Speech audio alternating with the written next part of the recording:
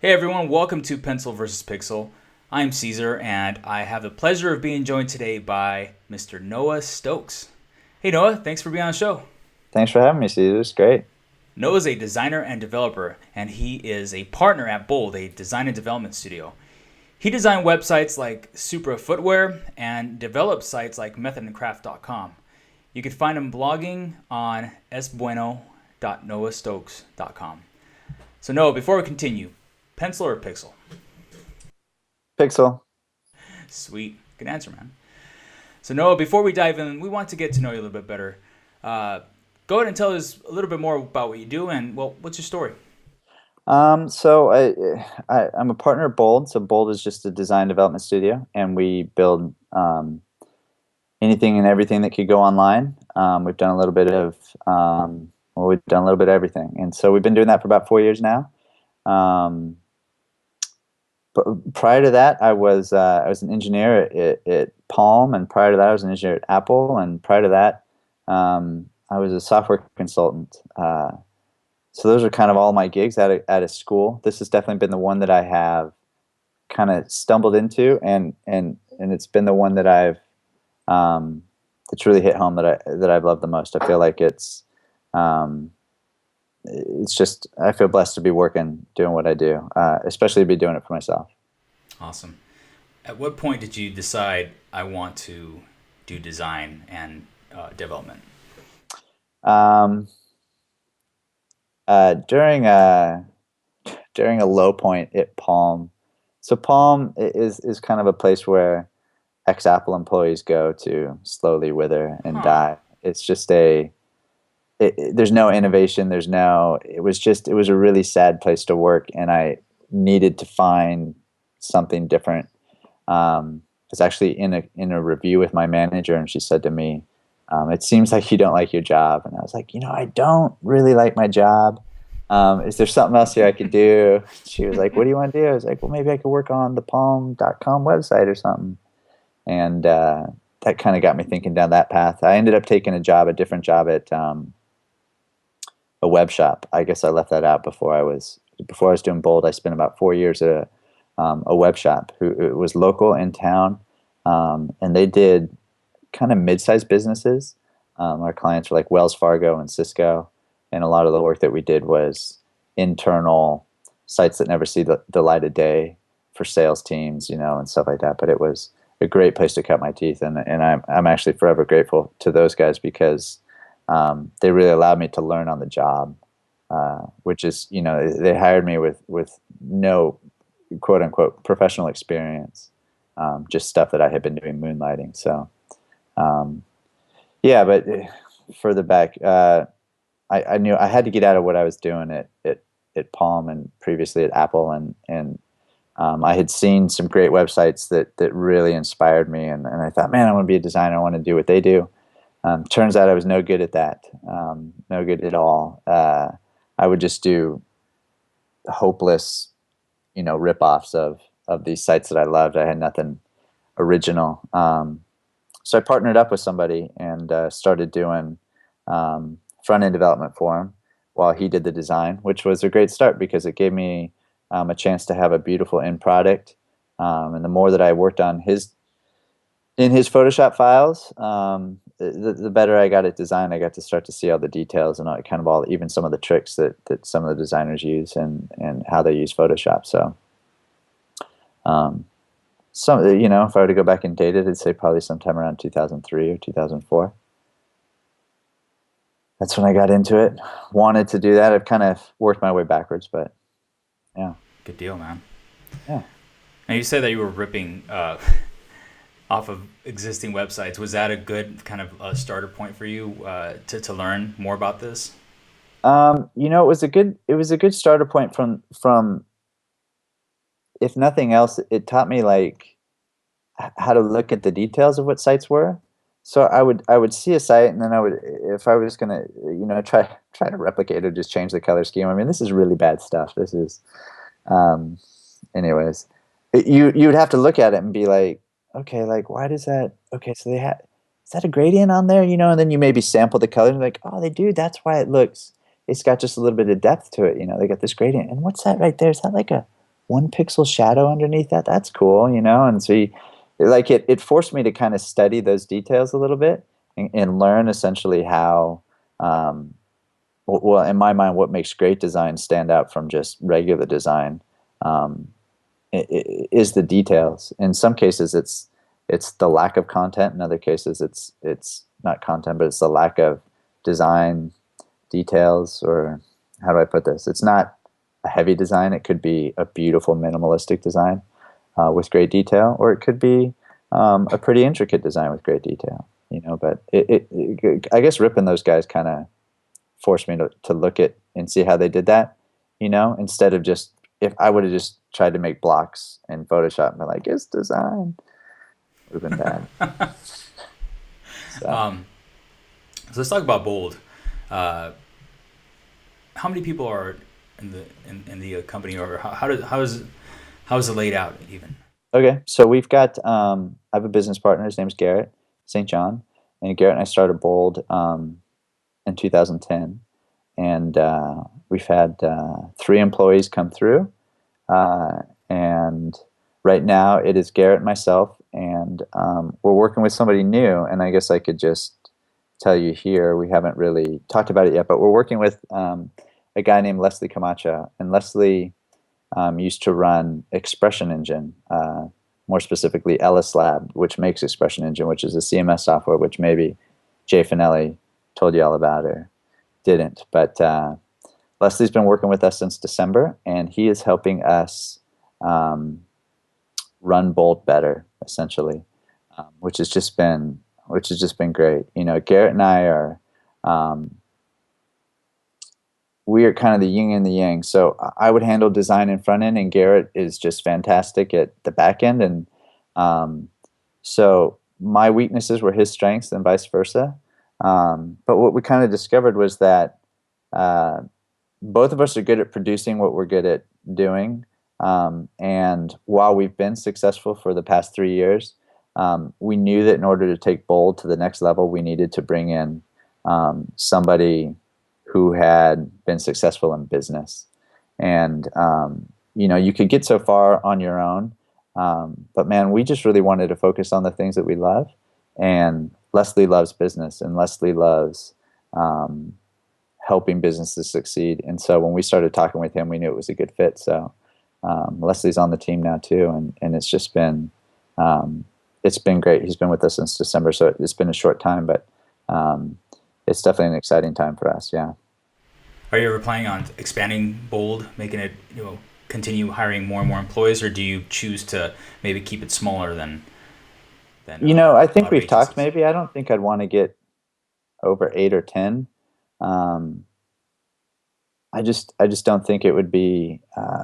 I just can't see myself managing that many people, or even starting to think about overhead, right? Well, with so many employees, you need to get jobs that are now, you know, minimum $500,000, and you know, now you're competing with other agencies that are much larger and have much larger budgets, and so um, that's kind of scary territory for me, and I'm not sure I'd want to be into it. But man, I'd love to work with 5, 6, or 7 really sharp people. You know, I think we could compete with any of the big boys at that level for sure. So maybe grow it a little bit more. Um, you know, if somebody who lives in San Luis Obispo wants to come work for me, come talk to me. We got an office Ah, down. look at that. Yeah, What if we decide to move up there just to work with you? yeah. Shoot, you'll just come visit. You'll just bring all your stuff because you won't want to go back. Sweet. Hey, so you wrote an article recently. I would like to really talk about this. Okay, You actually wrote it today, but whenever this is okay, released, it probably won't be. okay. But you wrote an article, and it's called "I'm Going to Build a Product. All I Need Is a Good Idea." Yeah, I love it, man. It's so yeah. good. um, what inspired that Uh, post? well, thanks for saying you liked it, because I was initially afraid I may offend people who are out there doing startups or entrepreneurs, but um, you know, it took, well, the motivation behind that is, for me personally, I am.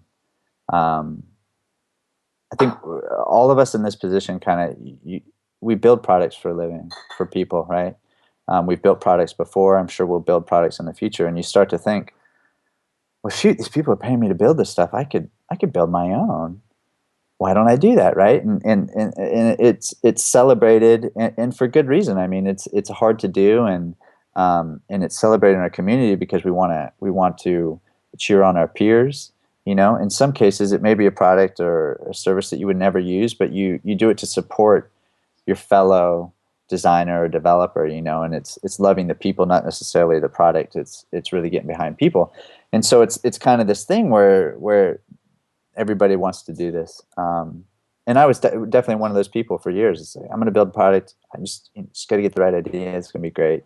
And as time went on, I started to think about, man, there's all these other things with building a product or with running a software company or a software as a service type product that I don't know about. There's marketing. There's potentially having to raise money. There's pivoting when you don't get traction in one area. There's trying to meet the right people, because it seems like there's serial entrepreneurs who can land the worst idea and get funded, and then there's really great ideas like Everpix that just can't make it. And so I just really started to think about this whole thing, and even think about this process. I kind of made this narrative of myself, this fictional story of, well, what would happen if you had this great idea? I spent all this time on it, and for me, it would mean time away from my family, time away from my kids. It would mean losing business, which we currently have now, and kind of one of my passions at Bold is just customer support. I love just taking care of our clients, and so it would mean losing those clients, and ultimately, at some point, investing in ourselves. Right, I would be taking money that we made, profits that we made, and instead of taking those profits home or doing something with them, I would be spending them back on myself, investing in myself or my partners to build a product, right? You'd be paying yourself to do this, essentially bootstrapping it. And that's where just recently I just decided I don't want to bootstrap anything. I don't want to do this. I see the appeal for a lot of people. For me, it's not there. And so that article is just kind of, or that post or whatever, is just kind of that, putting that out there. I've had a few people message me that it really resonates with them. It's kind of a hard place. But to be honest, there's this follow-up post that I want to write about what I would actually prefer to do, and that would be take any profits that we would make and buy almond trees and pistachio trees and actually get into agriculture. The demand for nuts in Asia is just through the roof, and the returns are guaranteed. And the returns on a pistachio tree are 50 years from one tree. And so you start to look at these comparisons. You go, man, I could do what I do really well. I can make money, and I can fund an investment in agriculture that betters the world, that provides income for up to 50 years. It takes 7 years to start producing fruit, but so you get 43 years of income off of this investment. Man, that sounds like a pretty good secure win. Like if I take that same money and invest it myself and try to build a product, there's definitely no guarantees there. It's definitely going to take way more of my time away from my family and stuff. And so that's kind of my line of thinking behind that. But yeah, that may have been a little long, but I tried to write it a few different ways, and it kind of came out as just kind of this letter to myself, essentially, of what I envision doing my own product would be, and I don't want to do it. I don't want to, I just want to be the guy that's building sites, so that's what we're doing. Speaking of building sites, I really like your noahstokes.com. So I had the intention of putting a new homepage up, and then in doing so, I needed a temporary one, and that was the old standby from maybe 5 years ago or so. Yeah, It's awesome, man. Just a it's bunch of good text. fun. Actually, when I was searching for some of your work online, and I came across a website. I think it's an attorney or something, and man, he wrote a post about it, and he was so excited about the what you were saying, and he was pretty much saying, this is what the web's about, words and getting the message across and all of that. And it was really cool. Yeah. Yeah. You know, the idea behind that was at the time, there was no Dribble. Or maybe Dribble was just getting started. But it's 2009. So the only thing you really have is just like your personal portfolio site. And they were everybody had beautiful portfolio sites, and they were a dime a dozen. You would see them every day and you'd forget about them because there was nothing unique. And so my backlash to that was, I'm going to make a portfolio that has no images and no pictures and nothing on it. It's just going to be text. And so I literally wrote that in like a in BB Edit, the editor that I used, and I just wrote it in code, saved it, put it on my site. It's essentially just kind of 10 minutes worth of work. And my friend Keegan Jones, I tweeted about it. Keegan Jones retweeted it, and I got 250,000 hits in 2 days, and job offers, and it went nuts. And it was, have you ever seen the graph that somebody made of the amount of time it takes to do something and the odds of it going viral? So the way the graph goes, the less time you take to do it, the more chances it has of going viral. And so, that was 10 Wow. minutes, and it was just kind of this off the cuff thing. And um, it was actually a good stepping stone into kind of freelancing, because it got my name out there in places, and kind of gave me a bit of a boost and a bit more confidence to kind of go out on my own. So, but yeah, it's back up there just because a lack of. I Dude, I haven't. love it, man. Thanks. I appreciate it. Seriously, it's one of the best sites, man. It's just so awesome. How do you feel about portfolio sites nowadays? Do you still kind of feel the same about Well, designers it's having not that I that? didn't like him. It was just I didn't feel like I could compete with him. And how do you make yourself stand out in such like a beautiful crowd? Like what's that unique thing? So I don't do portfolio sites still exist? To me, it seems like Dribble is kind of the place. And Dribble's original intent was kind of a sneak peek of what you're working on. Um, and now it's kind of custom tailored images that fit 400 by 300 squares. But as a business owner, you cannot deny the power of Dribble. Like, it is a workhorse for you, and it is huge for bringing in clients. So it doesn't hurt to play the Dribble game, for sure. But yeah, as far as personal portfolio sites, shoot. You wrote an article also some time ago about responsive design and how design sort of feels soulless, Yeah, right? yeah, that caused a little bit of a hoo-ha. Some people were disagreeing with me. I don't know, man. I kind of feel the same way. I know where you're coming from, but But I mean, it's just so it's just like, I don't know if it's wrong to say I'm old school, because there's guys that are real old school, but I've been doing this for 10 years. And so what really got me interested in design was these great, beautiful designs that were just, you could spend an hour just kind of browsing the site. You wanted to go around and just check out everything. And now, we just drag our windows back and forth and go, look, it moves. Isn't that cool? And then, and because of responsive design, there's complexities with markup and getting kind of a, granted, flat and minimal is very much a trend right now, and I get it, but I kind of miss those really lush and really well thought out, more than just solid palettes designs that were of yesteryear, and maybe they'll come back around. But I felt like responsive design had a little bit to do with that, because if we want to make this responsive, which is the new hot, the new black, we gotta, let's not get too complex here, because it would be difficult to do. We actually did at Bold. We did a site, Adventist.org, which is for a church, a massive church, the Seventh Day Adventist denomination. They got about 70 million people in this denomination, and so we redid their main site, and we did the design and the front end development, and then handed it off to him, and it was done. It's a beautiful design. If you go to it's a beautiful design, and it's responsive, and it was a bit of a challenge to get done, but man, we're super proud of how that one turned out. And I feel like, and maybe in that article I was saying, let's just front end guys, put more leg into it. Let's see what we can do. Let's not just say, hey, we got to dumb down the design to make this work. Like, let's figure out a way to do it, and let's kick butt on that. And so, I don't know. That was it. That was last year, I think. I know, yeah. It was a while back.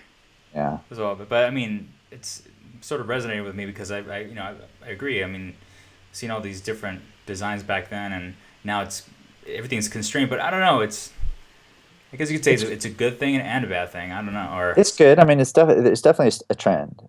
Without a doubt, it's a trend. But there's some really beautiful stuff. I think IWC, they make watches, right? I think it's just IWC.com. It's just got this gorgeous minimal site, just gorgeous. It's responsive, I think, and it's just so there's some sites out there that are really well done that are of that style. I was just having a bad day, so I tweeted something. I'm looking at the website right now. At Which one? The IWC site? Venice.org. Venice.org. Yeah, looks great, man. Yes, dude. Yeah. Sweet. So no, are there any talk to us about a challenge you've had? Could be in your line of work, could be in running a company. Is there something you could talk to us about and tell us what happened and how it got resolved, how Yeah. it was fixed at the end? I think.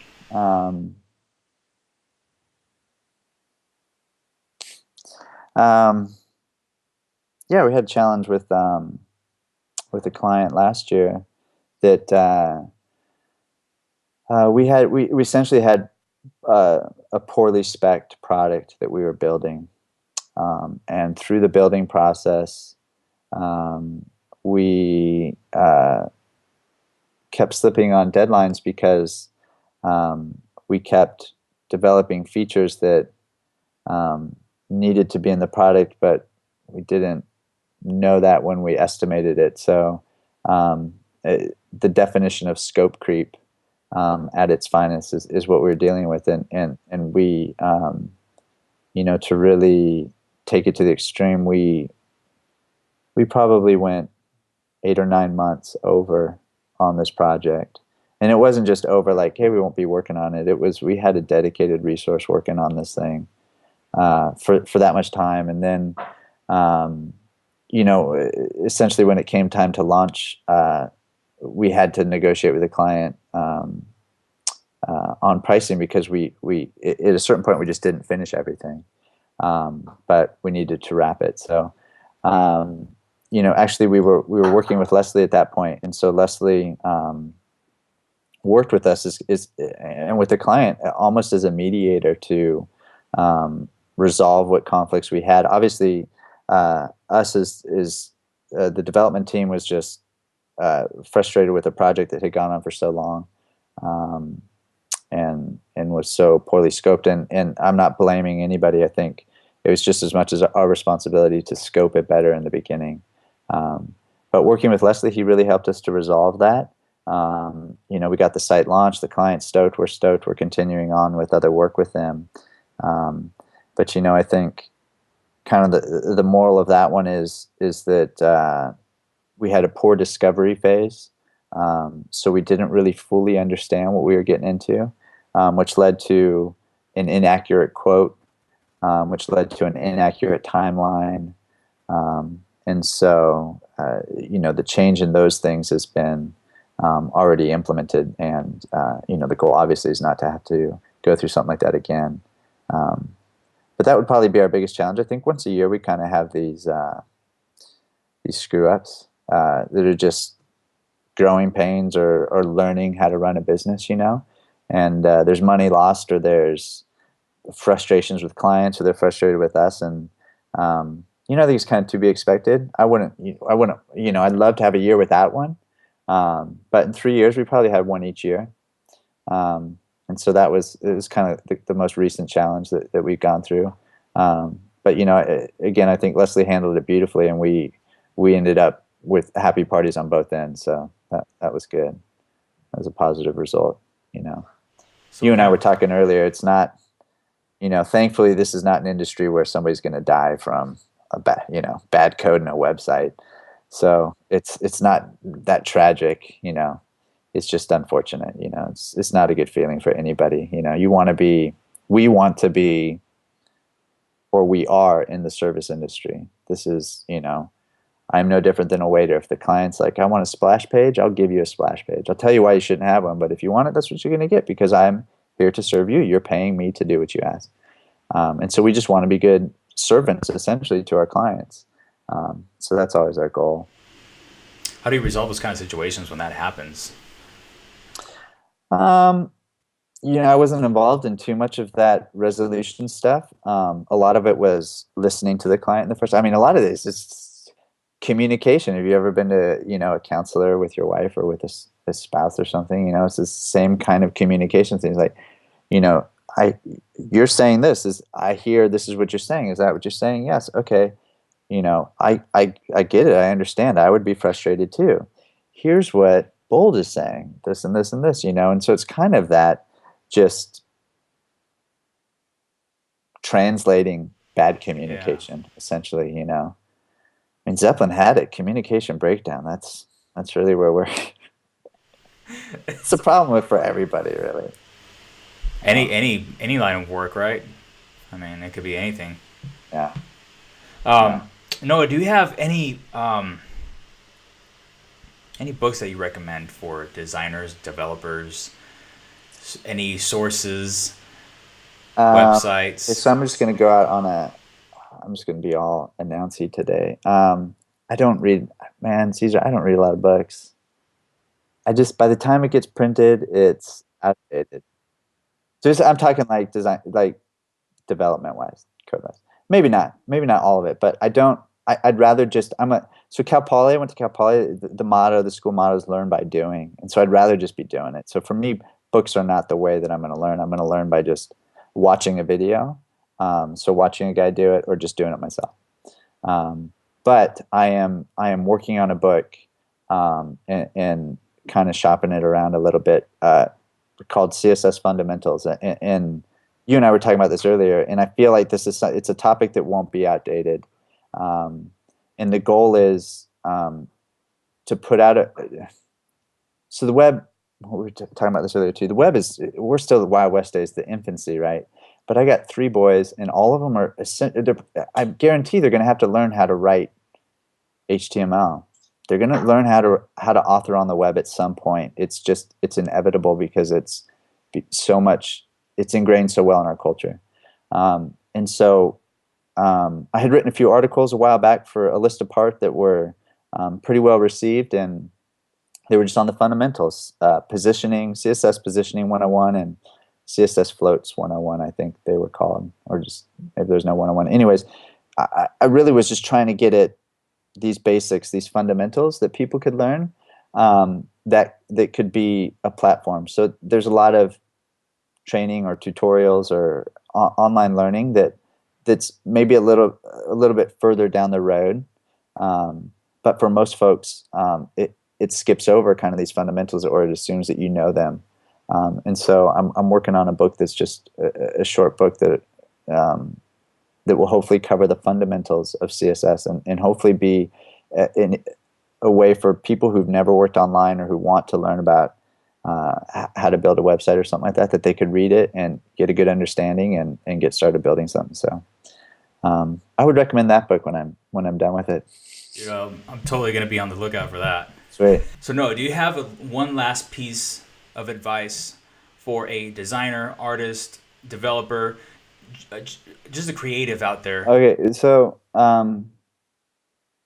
I would probably say, I'm sure other people have said this before, but just keep working, and keep designing, or keep creating. I think, especially now you can very easily go to sites like Dribble or Design Inspiration or other sites and just see people that are killing it and just be like, man, I am nowhere close to those guys, you know.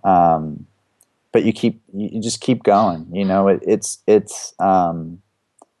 you know, I would consider myself a proficient designer, but I'm 10 years in, man. You know, like there's people that just knock my socks off, and they're, you know, there's way better at me, and that's fine. Like you know, like it's not going to happen overnight, you know. And so the more that I practice, you know, the better I get. But it's just not going to happen without putting in that effort, you know. I mean, literally the other day I opened up Photoshop and redesigned ESPN.com because it was like I've been coding so much doing front end stuff that I haven't designed, and I just needed to work on my chops a little bit, you know. And it gets your mind in a different way of thinking, and I love reading ESPN, but I think their site's ugly, so I thought I'm going to redo this site, and it's just an exercise for myself.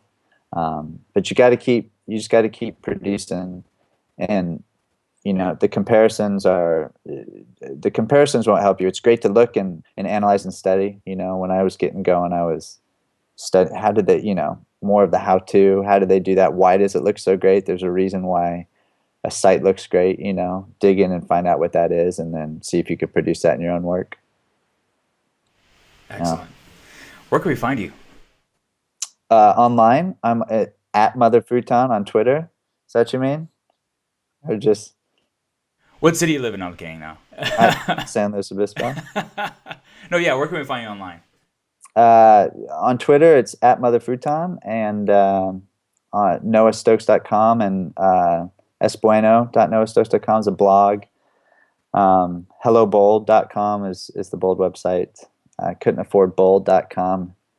I needed 7 figures for that. Not quite there. So, And everyone, you'll be able to find that in the show notes at pencilversuspixel.com/Noah Stokes. No, before we wrap it up, what are you working on any Mother Futon news for the future? I sure am. In fact, the way you kind of like, you know, said that delivery, that was kind of Mother Futon-ish, news-ish article. You know. Anyways, I'm working on it. So season 2, we're gonna do a second season. It's gonna be 8 to 10 episodes, and the goal is to maybe produce one a week. And to be honest, I was just telling somebody about this the other day. The biggest problem with that making that show was moving my desk from. I had this office space with 3 kind of studios in it, and I shared with the videographer, and he did all the producing and the editing and whatnot, and that's his green screen and his idea not to put anything on it, which I thought was brilliant. Is getting my desk from the far studio to the one on the other side and setting it up to shoot. That was like, I don't want to move the desk today. We won't make one. And so that was kind of, you know, it wasn't for lack of content or a lack of desire. It was the fact that we couldn't move the desk. So season 2 will start pretty soon, and there will be a new desk that can fold up and move between rooms easily. Nice. And yeah, you know, a lot of people, I was surprised by how much great feedback I got about it. I just thought it would be funny to kind of have this thing with our industry, you know, kind of late night, kind of funny. I don't know. So it was a great outlet, and it was. There'll definitely be more. Awesome. Definitely looking forward to that. Well, Noah, thank you so much for being on the show today, and and I drew a blank. Thanks for having me, Caesar. No, thanks for being on the show, and everyone, thank you for listening or watching the show. And again, you'll be able to find everything we talked about here on the show notes. pencilversuspixel.com/Noah Stokes. Thank you, Noah. Thank you, everyone, and we'll catch you soon. Thank you.